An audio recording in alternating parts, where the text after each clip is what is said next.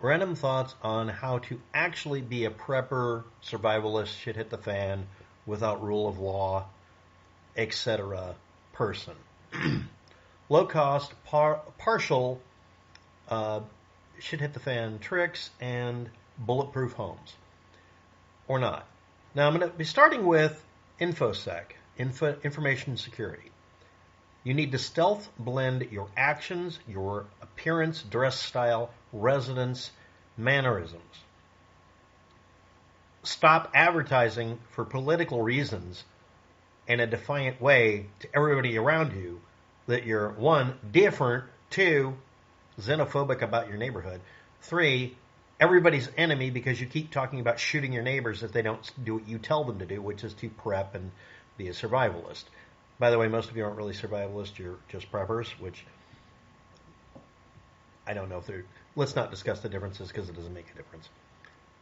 No oversharing online or interpersonally your preps, your opinions, your politics. You want to blend in and be boring. Most people who are claiming to do this lead a bad example by making themselves into a target in every way possible. Claiming the government's out to get you and it's some sort of secret evil cabal doing it, and it's being done without your permission, while you overtly tell people on Facebook, "Hi!" Don't think or say or plan for any kind of looter mobs, government takeover, BLM, antifa, any of this. And don't tell people that's your basis. It shows a bias on your part, and that's not what is going to happen. You needing to believe that this is some sort of DayZ scenario, when you haven't even played the demo yet, is really stupid.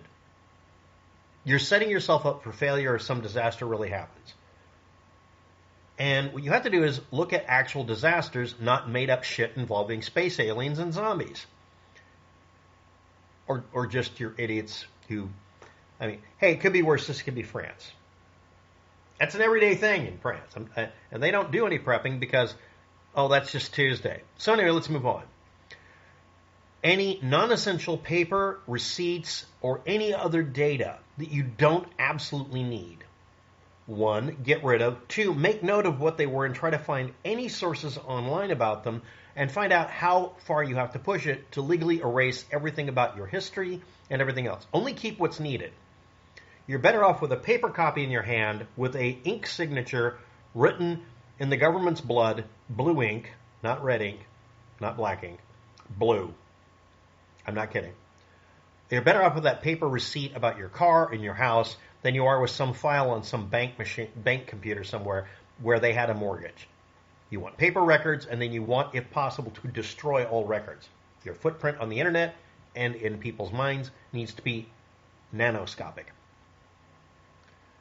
Pay your taxes. Now, this is something I'm going to be having to say again. Pay the damn taxes. The biggest excuse used by your supposed evil government is you not paying taxes like everybody else, because that's how we pay for the society we're in. We're in a society where we all chip in to take care of basically the roads and shit. Well, I don't consent to it. Are you driving on the roads? Yeah. Then you're using something that the rest of us paid for. Nobody's going to agree with you. You're being an asshole, and you're giving the keys to your house, even if it's a federal master key, bang, to get in. Don't do that. Every one of you that says the opposite of it, you're begging to get raided. You know, make sure you do the honeycomb, and make sure you upgrade your core to high qual. Yes, that's a Rust reference. How to harden your house whether you do anything or not. Don't want someone break into your house. Your biggest threat is a break-in from someone you know, believe it or not. And then second, a random burglar. Yes, the statistics now show your most likely break-in source is someone that you know personally who decides to break into your house because they know what you have. Stop telling people all the goodies you got. And tell your family members the instant you squeal about any of this, you're not going to get kicked out of the house, you're not voted off the island, but you're not going to get your Christmas presents. You'd be surprised how absolutely effective that is. When kids hear you're not getting Christmas or birthday presents if you tell anybody what we hide in our basement, which is canned foods and some candles. I mean, some of you guys obsess over just that. Deadbolts for your door should insert into a hole in the door jamb that goes into a steel piece of tubing. Doesn't have to be a big thick piece of pipe, but it has to be tubing of some kind. Even if you have to hand make it by rolling the metal around a mandrel and putting it into the wall, going in multiple feet in. If there's a seam, make the seam point outward so that if someone smashes the door, it's pushing against the solid, non-seamed side of the tubing. Make sure it goes through at least one, preferably two wall studs. Make sure you replan out your house and do it as a building upgrade or alteration where you absolutely do this on purpose. Also, consider putting your electrical wiring in metal conduit.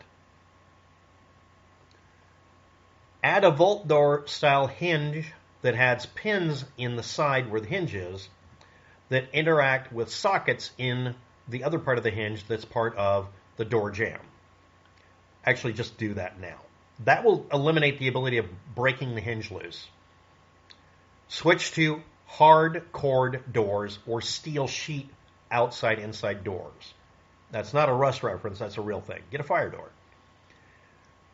Use very long screws to put everything in and make sure it goes into solid matter. If there's any space between where your screw goes in and the actual stud, put in filler pieces. And if possible, put in sheet steel somewhere in there and drill holes in it so that the screws also go through steel to reinforce it. And then if you do that, make sure that steel is bonded to the upper and lower framing. Add an external security hinge that swings outward for an external door that swings outward. Because a door being bashed in by someone trying to break into your house by basically pressing against the entire frame of the building isn't going to knock the door in, because breaking a door inward only works if it swings that way. If it swings out and they bash in, it's not going to work. So they're stuck with trying to rip the door off by grabbing the knob and thinking that's going to pull the door loose. Use blinds. Don't let people view inside your house. Use window shutters on the outside that can be swung shut and pinned in place. They don't have to have locks. They just have to be pinnable or boltable, slide bolts from the inside. Make inserts that are box-shaped that go into the windows to fill in the space for the rest of the things we're talking about if you need to or might need to. Your windows are one rock away from being broken and one arrow away from being a pathway to hurt you. If you are actually claiming to be worried about this shit, you're going to have to consider doing this. Bare minimum outside shutters. And there's videos on YouTube on how to make the dang things, and you can also buy them. I'd recommend making them because you can make them exactly like the ones you buy. Just buy cheap, easily broken shutters and make sheet steel versions of them. That will slow down a lot of things. It also makes you resilient to a flame raid with Molotovs because, rust. Next, perimeter alarms, not booby traps, should be dead silent and electronic and powered off of a power line. Look up how to do it. You use audio speaker wire, the good stuff. You run it underground about a foot, have it come up, and have it hook up to some switch that detects movement or whatever, infrared trigger or whatever. Don't use radio frequency and solar power unless you need to, and if you do, definitely do it. And very importantly, it has to be silent. It should alert you in the home someone's there. And put in a lot of video cameras that are lipstick tiny cameras that are cheap. Learn how to solder, learn how to do electronics. Don't hire someone to do it. Again, you want no record of you doing any of these things. In fact, watching this video, delete your YouTube account. Tiny wired, not wireless video cameras all around. The back area should get a modest fence, not something massively tall, fake big cameras, and keep out signs. On the front of the house, it should state overtly, property subject to continuous surveillance by wireless cameras. Set up one little wireless ring camera. I'm not kidding, just buy one, just set it up, have it transmit, have it point at, something inconsequential like the side of the building or something like, so it doesn't identify where you are. Don't let it indicate what part of the country you're in. So if someone picks up the radio signal, okay, fine. Or just leave it hooked up and turn it off. Make the LED turn on. That's about all you need. And just claim you're using wireless signs. Don't tell people what you really have. Or just put nothing out there and just have no trespassing signs. Modest fence works better because it doesn't make it look like you're trying to let anybody in. It makes it look like you're trying to prevent coyotes from getting in. You can put a sign on the outside, Coyote Fence Corporation, blah, blah, blah. You can get fake notices from companies that make specific products that include names like Badger or Coyote or whatever. So it's an animal proofing fence. Next, do not booby trap anything. I'm going to say this again. Do not booby trap anything. Virtually every booby trap you come up with is a federal fucking go to prison forever, pound me in the ass prison felony. Don't do that. The next part of it is that you will fall victim to your own traps. You will. Just shut up and accept it. Next, don't electrify the fence because, duh. Not even cattle level. Just don't do that. Just put up a normal fence all around the place. Next, quartz/ceramic based, we call them ceramics, but they're actually minerals, mineral sand versus dirt. We're going to be bringing up why you would put a insert in the window besides it latching through bolts that shove into the walls and can't be removed easily from the outside. We're going to stop a bullet. If someone does a drive-by, that's the third most common form of crime against a property. If your front door is visible from the road, that'll be something else I cover. People can shoot at you. They can take a pot shot at your porch, your front porch light. You don't want a bullet going through. Well, the rules here are the minimalist thing that you need to do is it's assumed it's going to happen when you're asleep or when you're sitting down. So measure your height to your head height while sitting in a chair. From here down because I'm sitting in a chair. And or look at the, electrical light switch and stuff. You'll find out height rating for that and laying down and on one knee crouching. Okay, let's go for it. You can fill outside tall planters and or stacked cinder block mini walls with quartz-based sand. That gives you reasonable, if not fantastic, resilience against virtually anything you really deal with. Yes, I know there are exceptions to it. Someone will talk about an anti-aircraft gun or just a 50 BMG. 50 BMG is not as heavy-duty as many people think. Sand. You can also use dirt, but it's not as effective technically, but let's go on.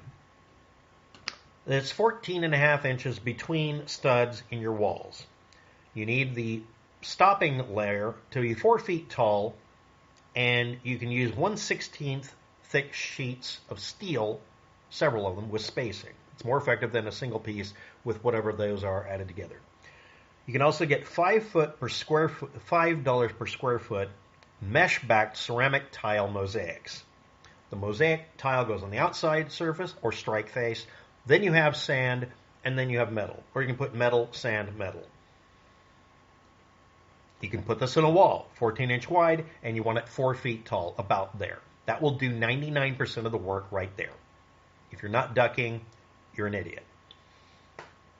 8-inch wide treated burlap sacks made from cotton ducking or polypro as well can also be used. Make a 3-inch diameter tube bag that you can make continuously and cheaper than every other company. Companies don't put out this stuff cheaply for some reason. And these bags can be created for a length of, let's say, 14 inches, twist shut, given a length, and flopped over and continually restacked up into a wall up to 4 feet tall. At which point, they're pinned in place by placing a plate, sheet metal plate in, that is screws that you put in from the side to hold the sandbags in place. Why? Because a lot of you out there profess to worry about firearms and firearms rounds going through the building. If you're not really worried about it, which most of these people never really are, then fine. 14 inches of sand or dry dirt will stop most things. You can also do ice, water, snow. Pistol and some rifle rounds only. Double that required for large rifle rounds. But this will be good enough with a ceramic and metal. But again, stop telling everybody on Facebook you're a prepper and take it serious and do something about it. And limit your footprint on the internet and in paper form instead of expanding it by defiantly posting stuff and flexing. A little bit of advice from an ex-prepper, blah, blah, blah. Thanks for watching. Have a good day. Good luck.